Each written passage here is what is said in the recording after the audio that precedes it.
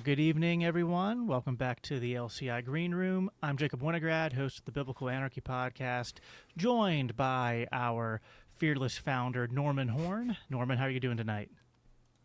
I am pretty good. I'm having a great weekend, and I'm excited that this is a momentous occasion, if you will. Yes, it is. Yes, we have. I feel like a lot of stuff going on this year. And some stuff that's already happened, such as the Anarchist Anabaptist, which I think probably everyone who follows this channel and our shows has seen us be talking about that. Well, we have more that's coming down the pipeline, and we figured that tonight, on the anniversary of 15 days to stop the spread, we're here to talk about that and to instead flip that script and tell everyone that you have 15 days to start the spread, or help us hopefully start the spread of our latest project in a very busy, jam-packed 2025 year. As we told you guys at the end of last year, we got a lot of stuff we're excited to roll out, including a new book that's available for pre-order. That is A House Divided, the technology, worship, and healing the church after COVID. And I'm going to go ahead and share my screen so that everyone can see the little website there. And this is at housedivided.com.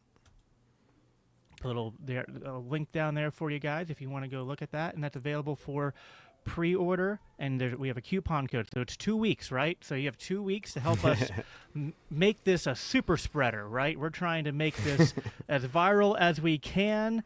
And at the end of that 2 weeks, hopefully then this will just be a widespread epidemic that will take over the church and the podcast media and anyone else who's interested in, we got a lot of stuff going on, foreign policy, politics, economics, but that doesn't mean that we should put COVID completely in the rearview mirror yet, because a lot of important lessons still need to be observed, be talked about, and honestly are still impacting us today, I would say. So, Yeah.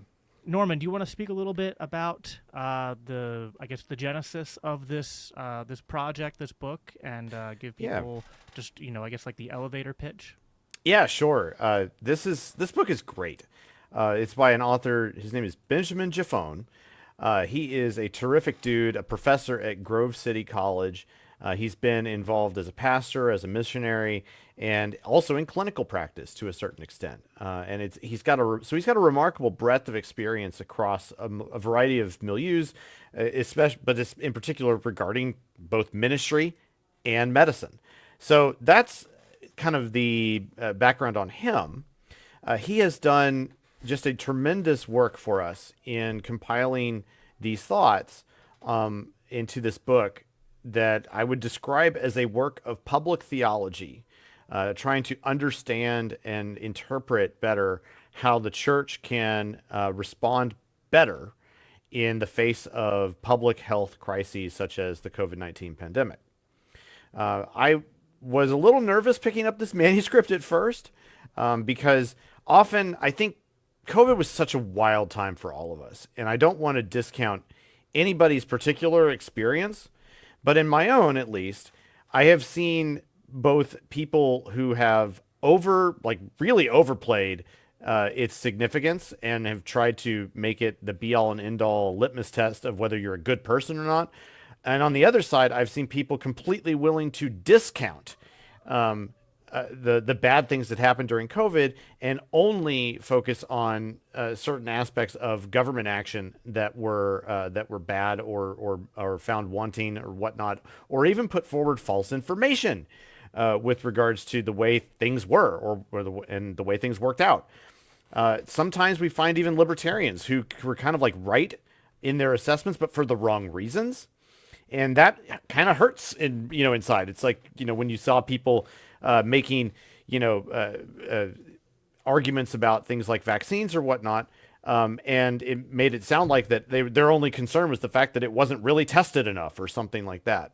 And that's actually not a great thing when you think about it, because then you're kind of, betraying the point.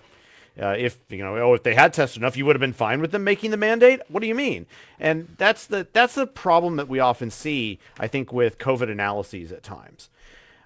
Whereas Binge hits it pretty much exactly on the head and exactly where it needed to be, is hitting just the aspects of public policy where it really matters. Thinking about the aspects of liberty and individual liberty that matter with respect to things like vaccine mandates, mask mandates, lockdowns in particular, and so on. So that he understands and explicates that just really, really well. But on top of that, he focuses in on how the church responded. And this is a really crucial point. We in the church should have done better. And I think that it's time, like, we shouldn't, try to get on our high horses and say how we all, I acted perfectly as Norman Horn, period. Because I don't think that's the case. I didn't act perfectly. But it is time now to assess ourselves and project from, even from our own mouths, a word of judgment on ourselves and a word of grace in order to bring us back into a better way of thinking, acting, believing, and moving forward. I think this is where, Binge just does a tremendous job. He goes in and does an assessment of how the church responded using theology out of the book of Ezekiel, theology in times of crisis, and does just a tremendous job in really explaining these things in a way that I think should cause us all to pause and to think deeply about what we did, why we did it, and how can we be better about it. It's not that having church online is inherently bad. There's great things about being able to help people who are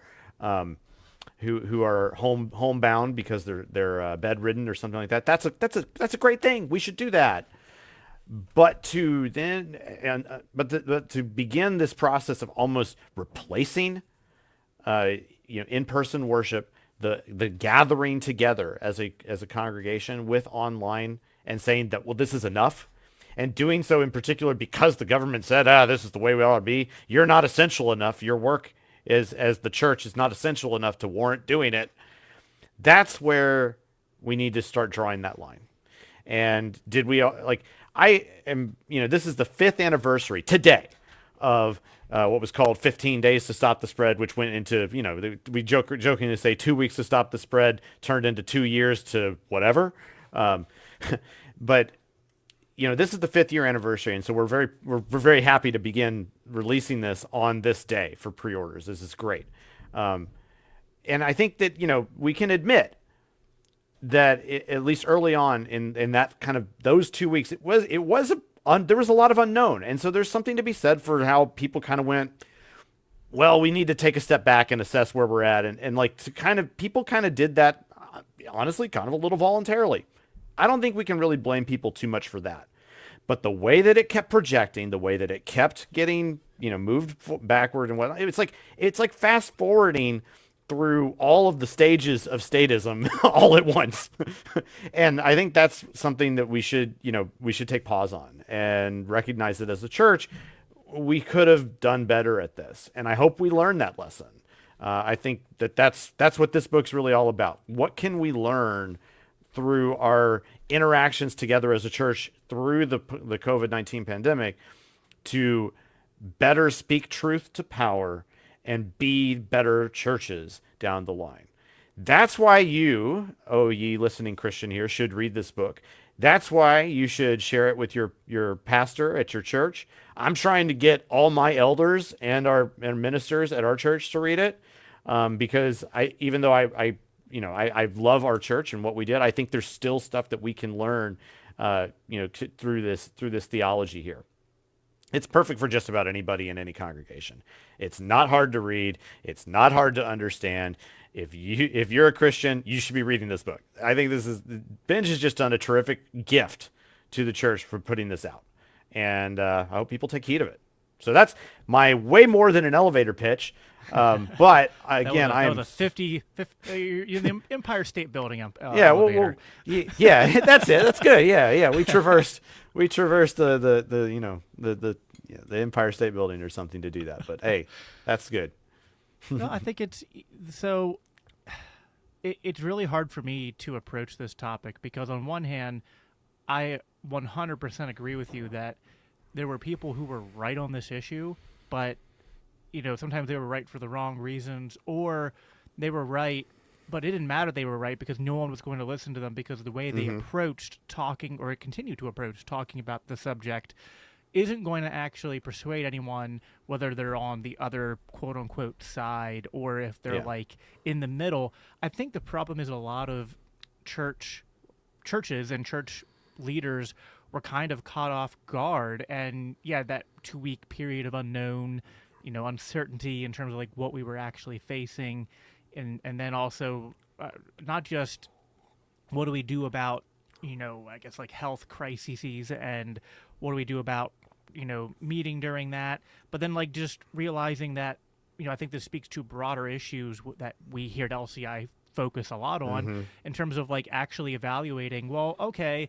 like we always say Romans 13 and submit to the governing authorities, but like what is a fully fleshed out understanding of the relationship of Christians to the state, and when it's justified to not submit, and what that looks like. A lot of churches hadn't had that conversation Right. for anything other than like maybe like extreme obvious reductio ad absurdums, like like okay, if you're a church in Nazi Yeah. Germany or something And, like that. Yeah, but, the Jews in the basement problem or right. something. So like but this was sort of like in the Western world in America here, like one of the first domestic crises that then people had to actually realistically talk about, like, well, okay, now how do we actually apply these principles, understand these different teachings in Scripture, and play that out. And I got the sense from like observing my church and others that there was this balance of like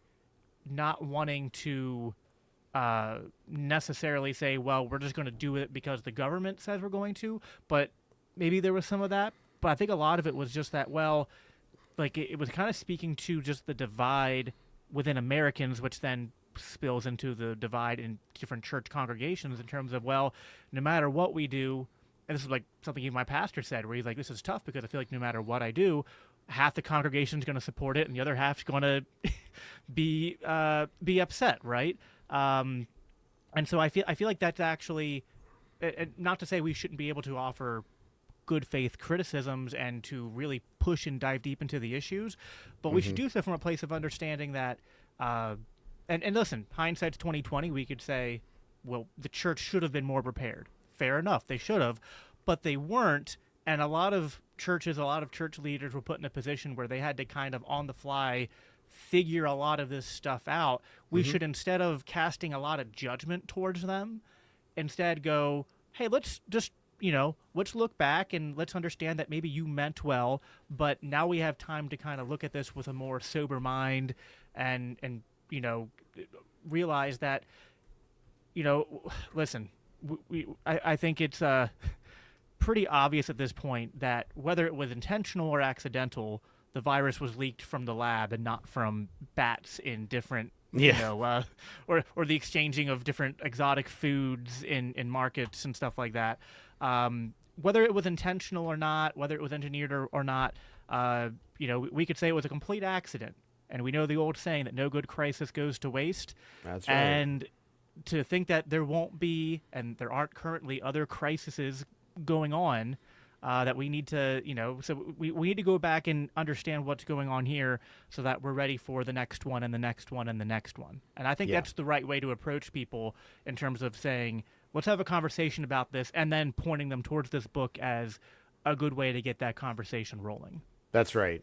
Well, and that's why it's so important to kind of recognize that what Benj is doing here is kind of, yes, it is calling us to account. It is calling us to think deeply about what happened, but it is not meant to be just a you're a bad church, get over it, but rather like let's soberly assess.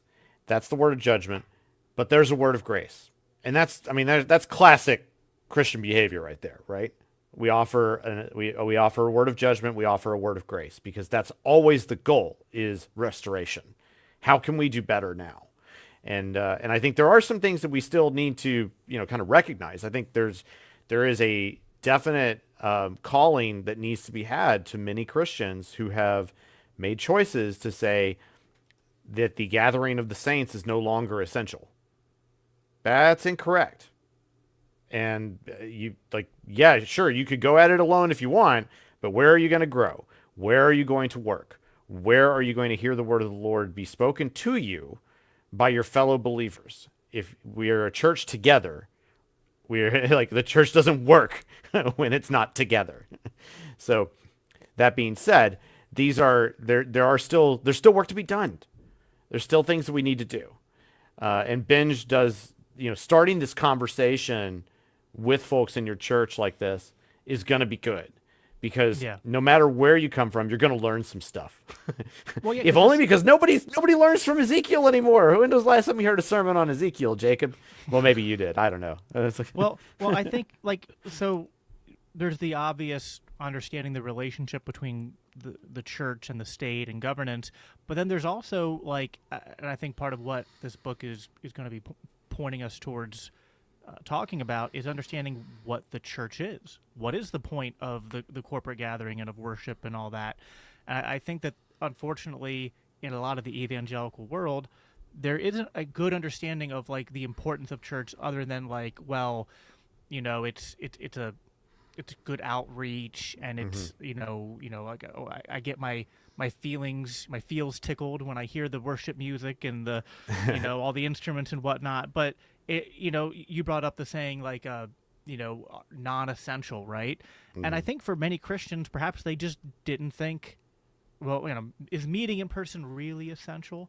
Which I mean is not a question that the early church would have hesitated to answer with yes. And unfortunately, too many in the current not just evangelicals, there were plenty of other. Heck, the Catholic Church down the street from me was handing out the mass outside, which to me was just so wild. I was just just absolutely baffled by that.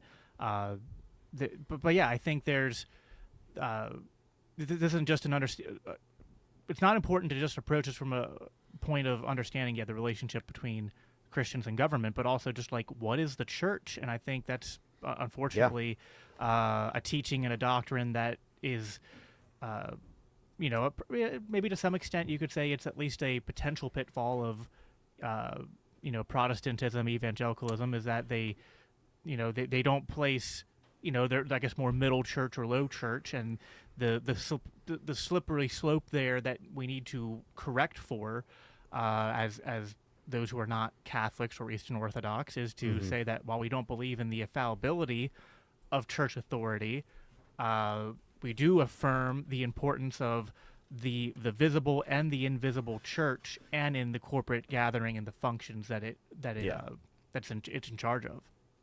Yeah, I think those are good points. I'm reminded, as well that there were a lot of things that we could say about Protestant evangelicalism that perhaps are questionable. But one of the things I'm reminded of is that as Christian libertarians, one of the things that we get occasionally impinged for is, oh, you guys are just isolationists, or you don't really believe in communities or things like that, and or in other words, they try to say you guys are atomists, as in like an atom, an atom, atomists, and no, we're individualists. That is true, but we are not atomists, and that is the same. It's the same kind of thing that we should anticipate for the church. And in fact, it seems like that some of these tendencies that have grown or that have been heightened through the COVID era, seemingly kind of favor or lean toward that atomist mentality for Christians, and that's not correct either. As Christian libertarians, we should be the first to be out there saying no.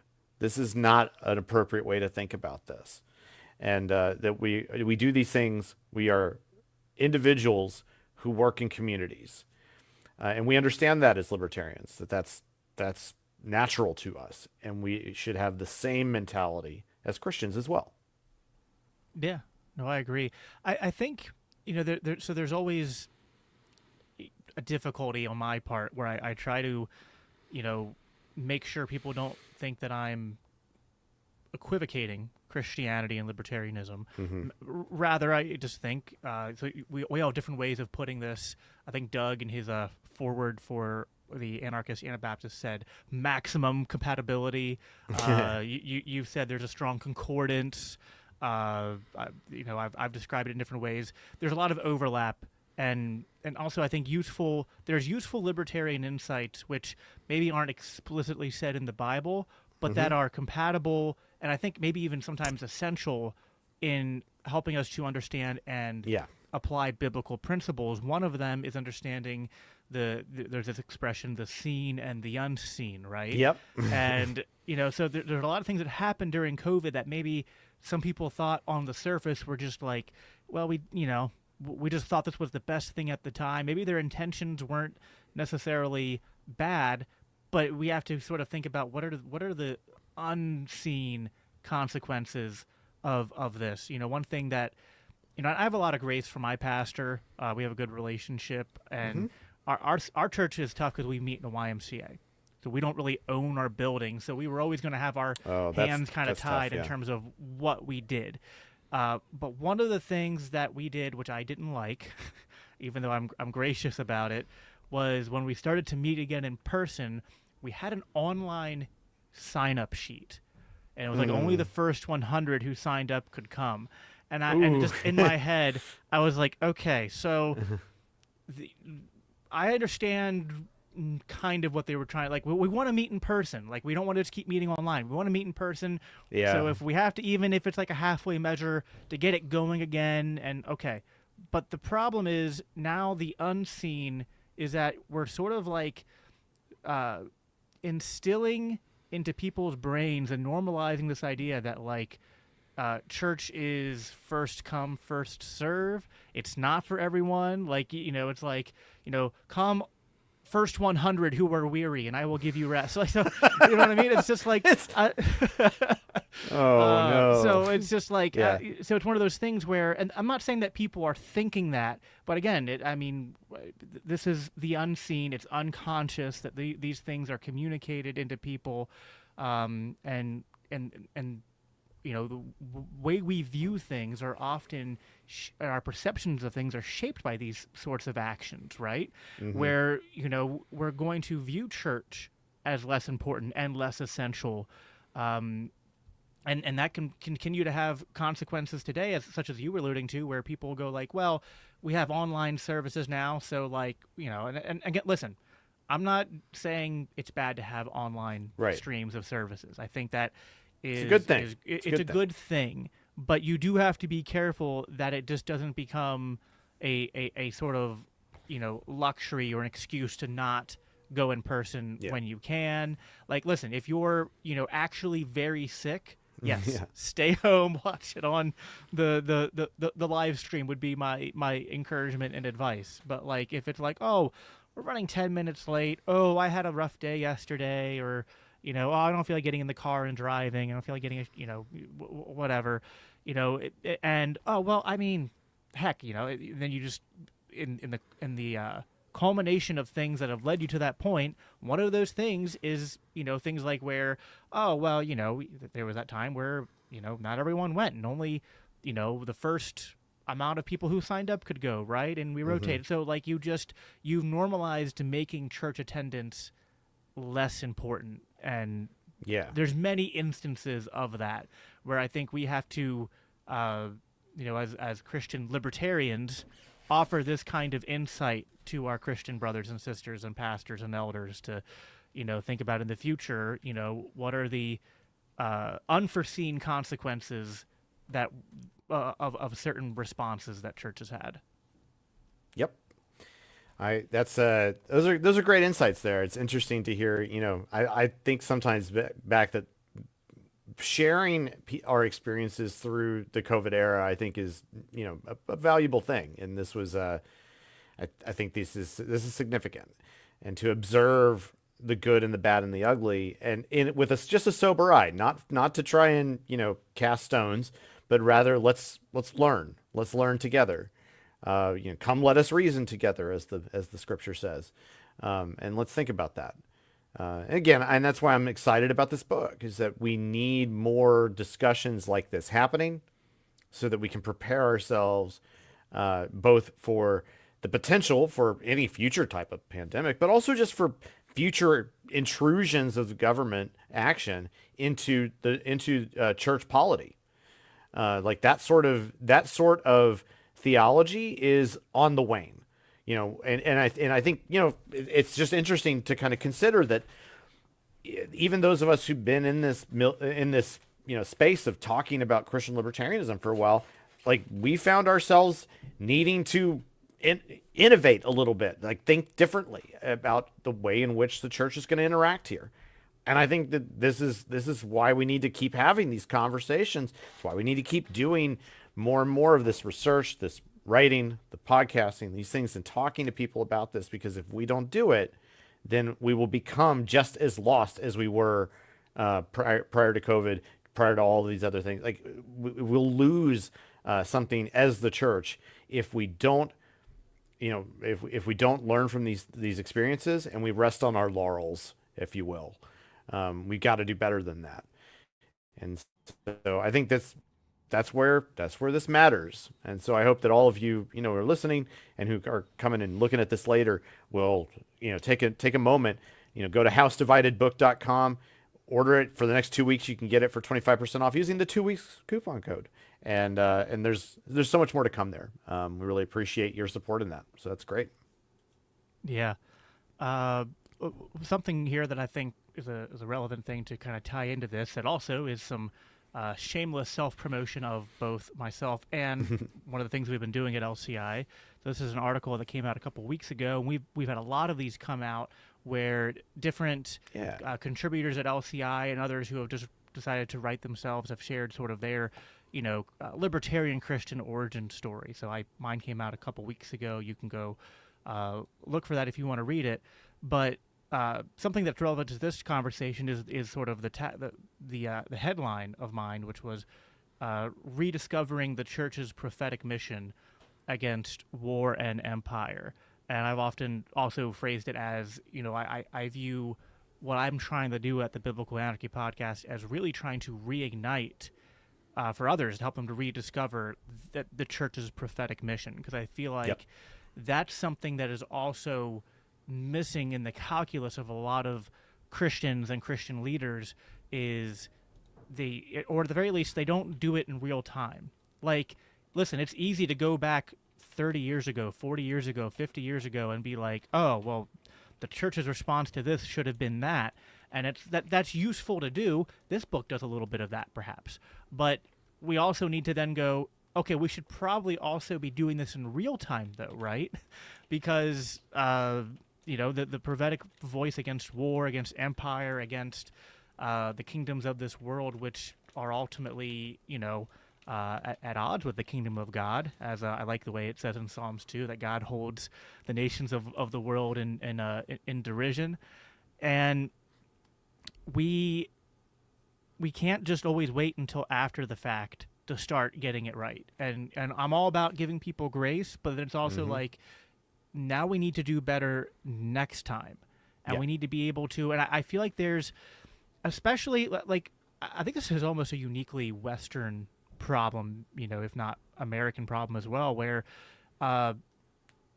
we are so used to just kind of being comfortable that it is hard to kind of like really push yourself to go out there as a church, as a pastor, or just a regular, church attending Christian, and to say something unpopular that you're going to get a lot of heat for. We don't want to rock the boat, and we don't want to necessarily hurt we don't want to hurt our witness, but it's like, so this is also, again, another, I guess, quasi-libertarian insight, although really this is just a business insight, which is that, but it's kind of Misesian, where like, you can't just universally market to all people. Like, there's always going to be a trade-off, right?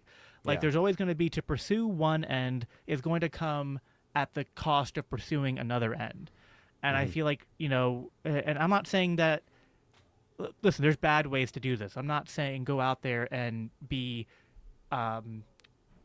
needlessly provocative or combative in your rhetoric, but Right. just understand that sometimes standing on the truth will just be inherently provocative and offensive to certain people, no matter how gently you say it, and that sometimes we need to understand the church's role is to uh, I would say in a meek spirit challenge the power structures of the world that we live in.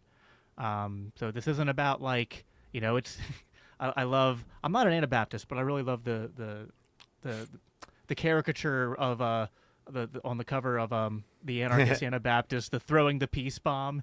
You know what I Yeah. mean? So it's like, yeah, like we should be incredibly um, explosive in the public discourse with how devoted we are to Christ's kingdom and to promoting peace and loving our Hmm. neighbor.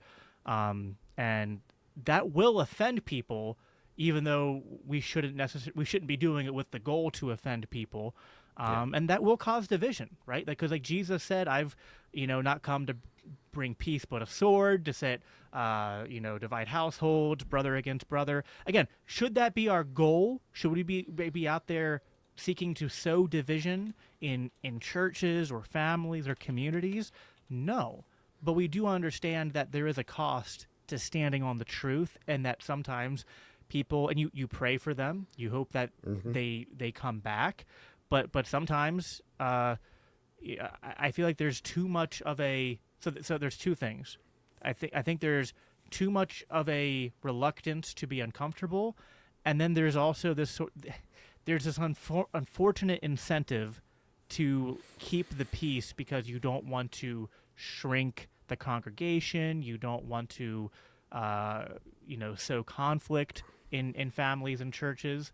Um, there is, I guess, an element of discernment here, right? Like you probably don't want to take, you know, strong stances on things that you shouldn't take strong stances on, right? So there are issues that are, I forget the exact terms here. There are things that are matter of personal conviction, Yeah. right? And churches should allow believers to hold different beliefs on that. And I think to some extent I'm probably, I'm sure you could talk to this too. This can be tough with politics because, on one hand, I don't want to say if you're not a libertarian, you're not a real Christian.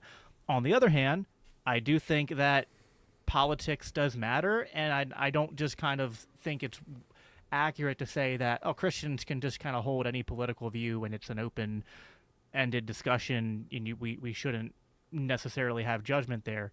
Um, so there's discernment in how you apply this for sure, but I think instead of kind of walking that narrow road, a lot of us just unfortunately don't even take that first step. Yeah.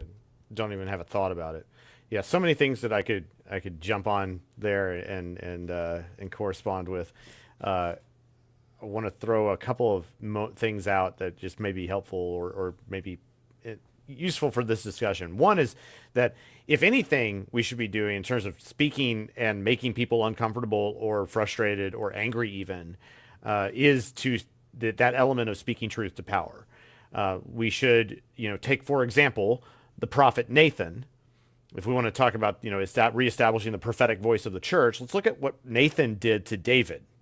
Now, We just talked about this at my church 2 oh, weeks ago, good, by the way. fantastic. So you know exactly where we're going here, right?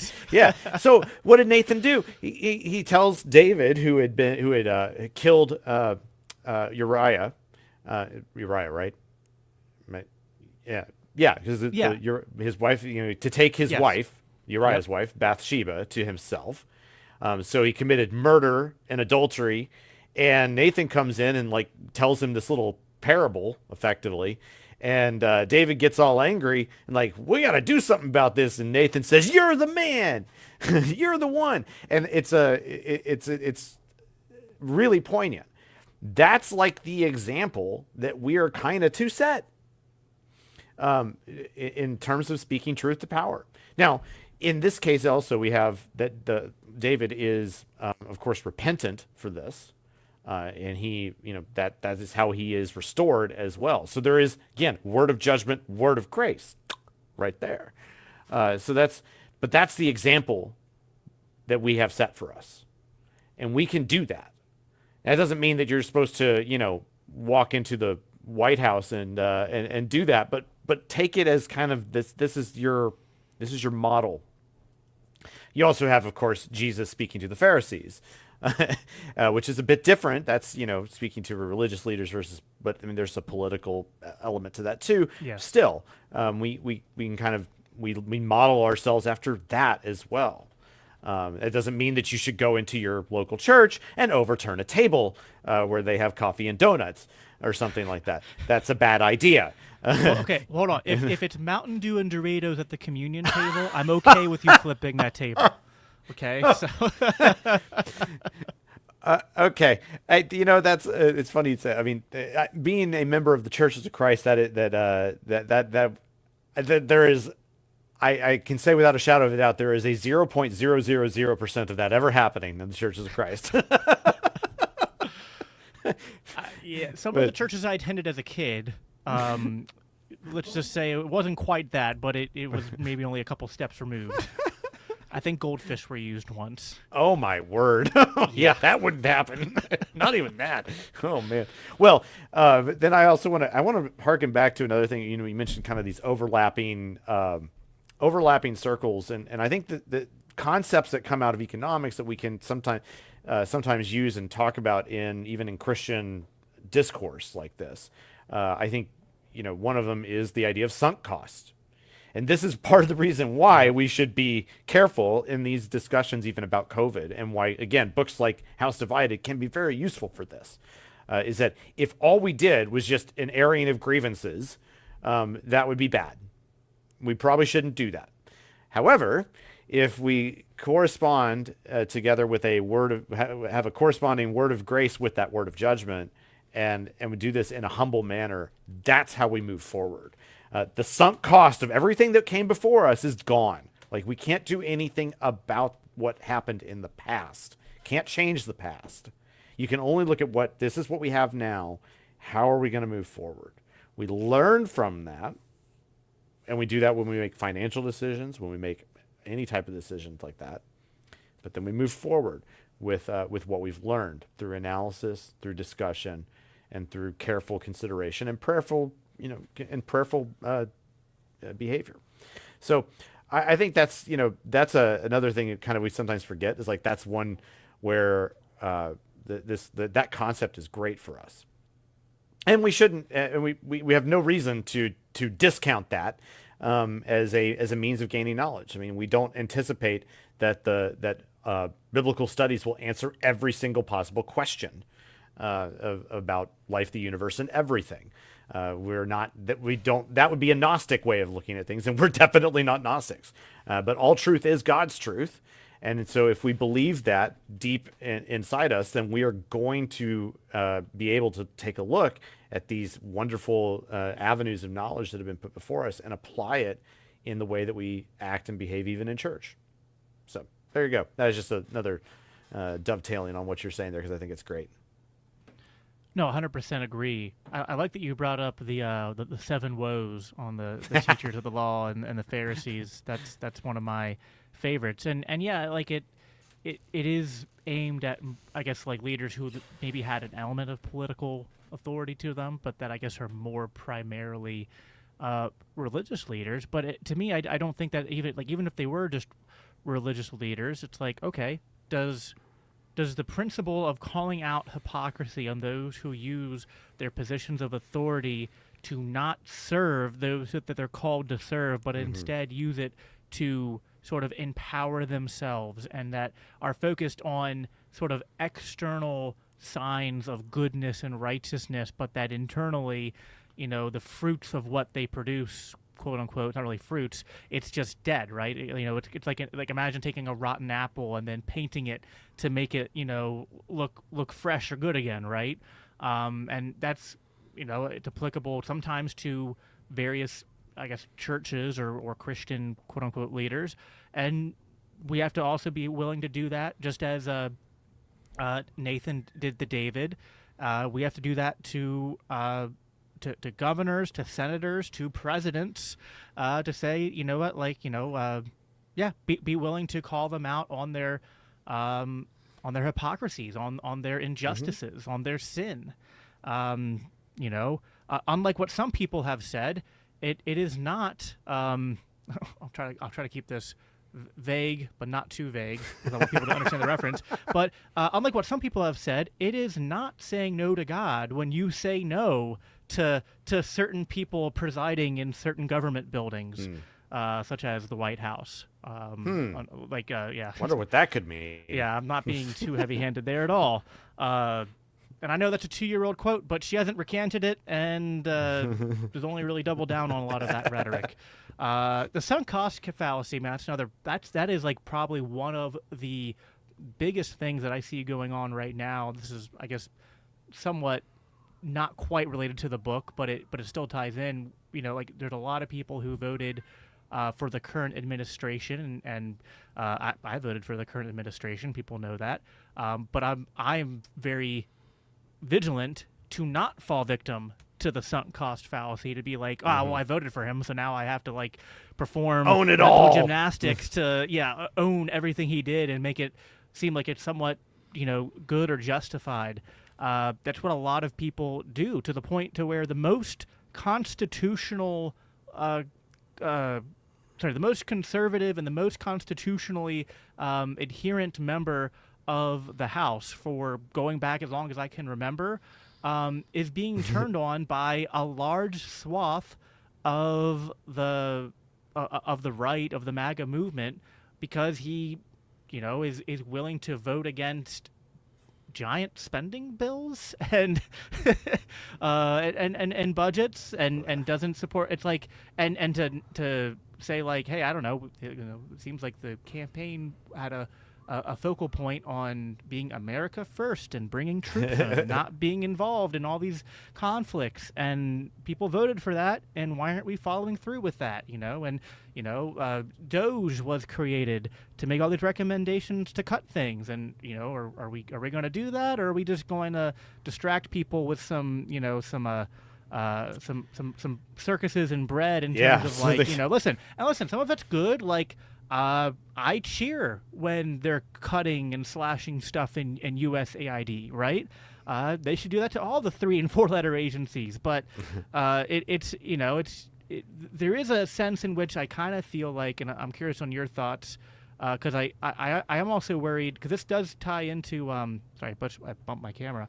This ties into the book, because uh, there's a lot of people who have, I think, very conflicted views on the COVID stuff, because as much as they want to say that was all the Biden administration, it was the yeah. Trump administration that started all of this.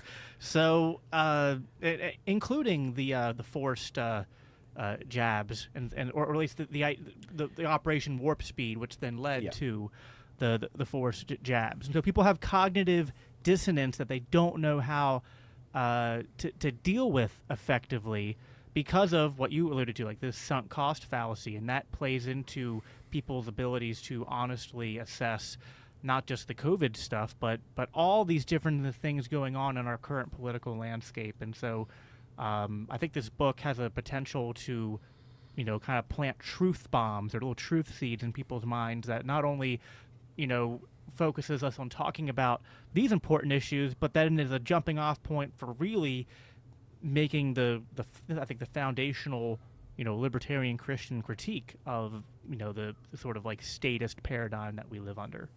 Yeah. I'm reminded of how Mike Meharry likes to point out that it was, even in Florida, the so-called, it was the bastion of freedom through COVID. Well, guess what? Don't forget how Ron DeSantis basically put checkpoints at the border of Florida and Georgia to force people to give an account of their health in order to move across the state line, which was insane. And so it wasn't just liberal Democrats or something who were basically going through COVID tyranny actions. It was conservative Republicans too. And so again, statism knows no borders in that regard. So that's really, I think, I think you make a fair point that another thing that you could get out of this book is a remembrance of that this is not a position that should be isolated to just one side, rightly, in that political spectrum. We as libertarians don't even operate in that spectrum. We do not look at ourselves as part of the left or the right. We care about liberty. We care about individualism. We care about something entirely different than political power. So that's a crucial kind of point to highlight there, is that these are not relegated to values that only of one side, in on the left and the right in this regard. And so, in as much as any of them are operating in a freedom manner, we herald that. But when in any respect that they are operating outside of it, we decry it, and that is our modus. That is how we act, and that's how we maintain in that kind of prophetic word, that prophetic edge, if you will. And that is because prophecy is not, in this case, speaking about the future, although sometimes there is some predictive element to it, per se. But the prophetic word there is speaking the truth and maintaining the principles. And Lord knows there are very few principles in Washington. There are very few principles amongst the states. Because that's not how they operate. That's not how they're founded. That's not how they behave. And so we have to operate differently. So yeah, there you go. 100% agree. I mean, Yeah. I'm jumping the gun on one of my podcast episodes that haven't come out yet, but I've touched on this before. It's not like, some grand secret revelation, but there's obviously Romans 13, but people will also bring up I forget. I always mix up if it's First or Second Peter, but it's the First one Peter. with the honor the emperor Yeah. passage, which I think it's like, listen, I think we should honor those who are in positions of authority. I think we should, as Jeremiah says, we should seek the welfare of the city or the nation, the place that we find ourselves living. Right? We can do all that, but just as the Bible and the Ten Commandments says to honor your father and mother. Okay, well, that doesn't mean you honor your father and mother if if you have like abusive parents, or if they're like saying, if they're forsaking Christ or trying to lead you away from the truth of faith. Like, anyone would recognize that when it comes to parents, that honoring doesn't mean blind obedience to or universal submission to, or like an uncritical eye. That applies to honor the emperor as well, right? And it applies to how we view those in any position of power, whether that be in church or in the state. And we have an important role, I think, in pointing these things out. And listen, sometimes loving your neighbor or loving your politician means pointing out where he has gone horribly wrong and has fallen into sin or abusing his position, and also part of loving our church, right, and loving our neighbor, is pointing out the errors and the missed lessons and opportunities of the COVID era, and for the point and purpose, like we've talked about, in hoping that in the future we can get it right next time we're faced with such a challenge, and related challenges as well. So, Norman, do you have any final closing thoughts on this? And also, just to remind people, I'll put the right there at the bottom banner where you can pre-order A House Divided at housedividedbook.com, and using the coupon code 2 weeks for 25% off. And please share this wherever you're watching this. Give this video a thumbs up. Subscribe if you haven't already, and share this around all over your social media pages, whether that's Facebook, X, wherever. Help us. Again, we want this to be a giant super spreader. There is no vaccine that will inoculate you from this book. So, Norman, do you have any closing thoughts of wisdom for us? I have a couple of things that you talk about honoring and whatnot, and as it pertains, I think it's always nice to say a couple of scriptures to that effect. And I think it's Ephesians 6 that says, it talks about honoring your father and mother, and it says like this is the first commandment that was given with a promise that it will go well with you and you will live long in the land or something like that. And there's I think even in the case where you have bad parents, I mean your parents made mistakes, my parents made mistakes, we honor them anyway.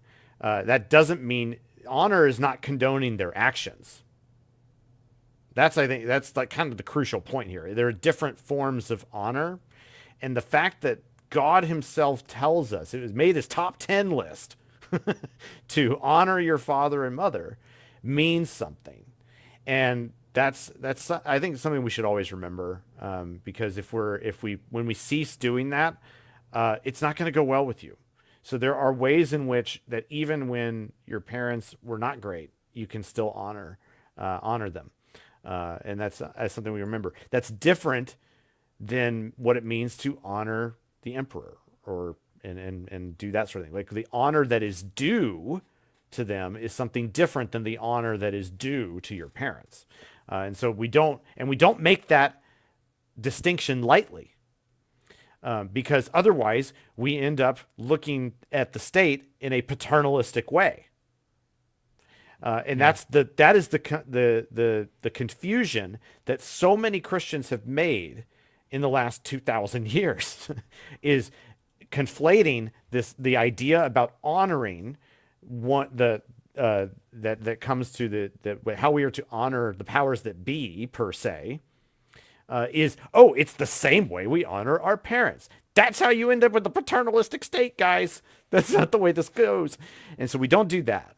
But instead we look at the way in which God tells us to honor those people and in certain ways, and the whys. And so this is why it's important to have a thoroughgoing understanding of a theology of the state too, is that then it begins to shed light on what it means to give honor in those situations, and it also helps us to understand how we honor our church leaders too. And part of that, by the way, is that we interact with them in helping like build the church up with better ideas. That is what we do here at LCI, is that we're trying to help provide resources that you can use to build up your church even. And this book, I think, is one of the best ways that we can be doing that right now, because it can help start those conversations. And so to that end, I would recommend, like, look, you can either trust me and just go and buy like 5 or 10 copies right now and start giving them out at your church. Trust me, it'll be a good thing. Do a book study, do something like that. It'll be awesome. You're gonna benefit from that. Or, take it with a grain of salt. Get one copy, read it, and I know you're gonna enjoy it. I know it's gonna make a difference for you. Take a look, then spread the word at your church. Lend it out. I'm gonna probably I think I'm gonna get about 10 copies here, because I need to buy a bunch for my church. And like I said, I'm really excited to give it to my elders, who are wonderful, and some of them even listen to our podcast, by the way, and excited about that. And I'm really excited to see where this can go with them, because I just think that we're going to benefit from it. Whether your church was completely without fault throughout COVID, or maybe they made some light errors, and maybe we made huge errors. All of that's a sunk cost now. It's time to learn. It's time to move forward. And there's no better time than now. This is 5-year anniversary of 2 weeks to stop the spread. What a weird time that was. It's hard to imagine. Time seems like it's been compressed since then in this very strange way. But good things have happened. So many good things have happened. We've been able to, learn so much more than we did back then. Let's keep learning. So with that, I think we are going to call it a good near hour here. I love to do this with you, Jacob, and I love doing Green Room. Hope everybody's enjoyed this. This has been great. Yeah, no, I agree. There's so much to this. My closing thought is, yeah, I mean, I think everything you just said, it just reminds me, especially the comparison of the avoidance of the paternal state. And I always like to, I wish I could get every Christian to read not just Rothbard, but a little bit of Hoppe too, because understanding Yeah. the real implications of like what the state is at foundation, and how like the incentive structures of what the state does are never going to align with the goals of the church. Like they're just fun. Like even the most benevolent leaders put into that system are pushing, a boulder uphill trying to achieve Christian ends with such a flawed system. And hopefully this book, like we said, can be a segue. And I would encourage our libertarian Christian listeners that this is, listen, I know it's sometimes like a little bit awkward to approach your brothers and sisters in Christ and like open a conversation about politics and explain libertarianism to them, but this is the kind of book that crosses This over, book will do it. that is a good stepping stone because Yeah. it connects to an issue that they probably care about, that they have thoughts on, and that will introduce the libertarian worldview in a way that then hopefully opens the door to then go, okay, now follow that up with Faith-Seeking Freedom, which I have right Yeah. here, a little copy of, and then you can follow that up with it somewhere in the background here, Anatomy of the State, and just keep going from there. So I'd encourage everyone, get 10 And copies. anarchist Anabaptist. Yes, don't forget that. Yes. But yes, and you can get all of that as, again, housedividedbook.com for pre-orders, and then, of course, libertarianchristians.com to see everything else we got going on. But that is all we have for tonight's stream. I have another live stream that I believe I'll be doing Thursday night. So, guys, make sure you are subscribed if you aren't already so you get notifications for that. You can follow me at Biblical Anarchy, and you can follow LCI on X at LCI Official. And And you that's can all we follow, have. and that's you can follow me at Norman Horn as well. Yes. Encourage you there. Final thing, and I'll just make sure you note, Libertarian Christian Institute is a 501c3. We appreciate your support, and we have a little membership insiders program for monthly donors. Really appreciate anybody who is who wants to continue their support of what we're doing here. LCI is, it's a remarkable set of people that we've brought together to do amazing things. Please help us out. We appreciate your support of the book. Please, email us via our contact form there, and you can reach out to us if you have questions. We are here for you guys. Thanks so much. All right. Thanks, everyone. Talk to you again next time. Take care.